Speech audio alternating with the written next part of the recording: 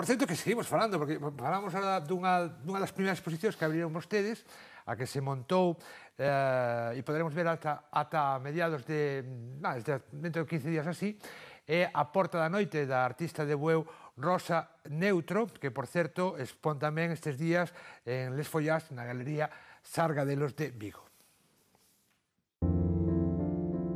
Porque son pura edra as nosas lembranzas, unhas follas felices, outras podres. Son versos de Luis Rei Núñez que enfían perfectamente con esta mostra fotográfica ao redor da memoria. Un traballo titulado A Porta do Norte, un nome que a fotógrafa Rosa Neutro tomou dun espazo real na cociña da súa casa familiar. Yo lo que hago es recuperar este nombre, porque me parece interesante no solo la idea o el símbolo de la puerta, ¿no?, como ese lugar de tránsito entre lo público y lo privado, ¿no?, o desde este lugar de tanto movimiento como es la cocina, un lugar, un almacén, ¿no? Entonces lo que hago es tomo esta analogía o este lugar real para construir mi propio discurso, ¿no? Hay determinados lugares, o determinadas imágenes, ¿no?, que no solo hacen referencia a tus recuerdos, sino a los propios recuerdos a la memoria colectiva, ¿no?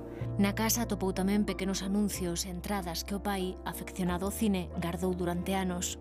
Yo recupero estas octavillas y, sorpresa, ¿no?, que descubro, cuando doy la vuelta, descubro mensajes, descubro listas de la compra hace 40 años, descubro anotaciones de mi padre, ¿no?, detrás de esos recuerdos que él guarda con tanto cariño, ¿no?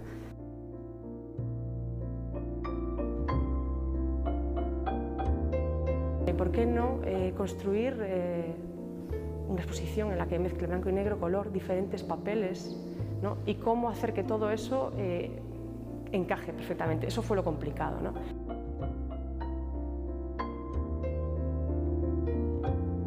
A mí me interesa mucho cuando no pasa nada, o sea, ese día a día, fotografiar siempre detrás, ¿no?, de los acontecimientos, donde no sucede nada, ¿no? Esta nada que muchas veces asusta es la que a mí me gusta fotografiar.